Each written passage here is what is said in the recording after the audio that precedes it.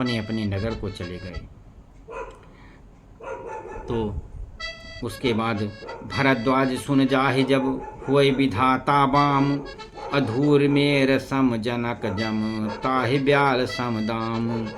याज्ञवल्क्य जी कहते हैं कि हे भरद्वाज सुनो, विधाता जब जिसके विपरीत होते हैं तब उसके लिए धूल सुमेर पर्वत के समान भारी और कुचल डालने वाली होती है, और पितायम के समान काल रूपी और रस्सी सांप के समान काटने वाली बन जाती है। ऐसे मनुष्य की गति हो जाती है।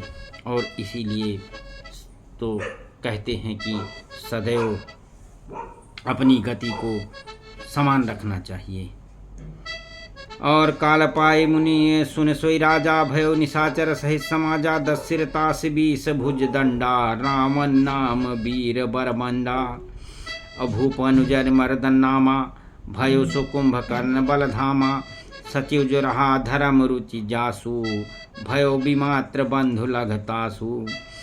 नाम विभीषण तेहि जग जाना, विष्णु भगत विज्ञान निधाना, रहे जसुत सेवक नप केरे, भय निशाचर घोर घनेरे।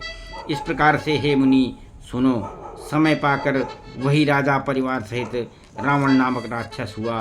उसके 10 सिर और 20 भुजाएं थी, और वह बड़ा ही प्रतापी और प्रचंड सूरवीर था। अरबंदन नाम का जो राजा का छोटा भाई था, वो बल का धाम कुंभकर्ण हुआ, और उसका जो मंत्री था जिसका नाम धर्मरुचि था, वो रावण का सौतेला छोटा भाई हुआ। और उसका नाम विभीषण था, जिसे सारा संसार जानता है। और वो विष्णु भगत और ज्ञान विज्ञान का भंडार था। जो राजा के पुत्र और सेवक थे, वे सभी बड़े भयानक राक्षस हो गए।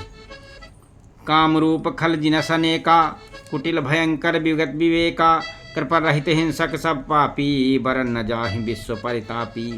वे सब अनेकों जात के मनमाना रूप धारण करने वाले दुष्ट, कुटिल, भयंकर, विवेक रहित और निर्दयी, हिंसक, पापी और संसार भय को दुख देने वाले हुए।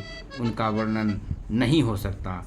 सीताराम राम राम राजा राम राम राम।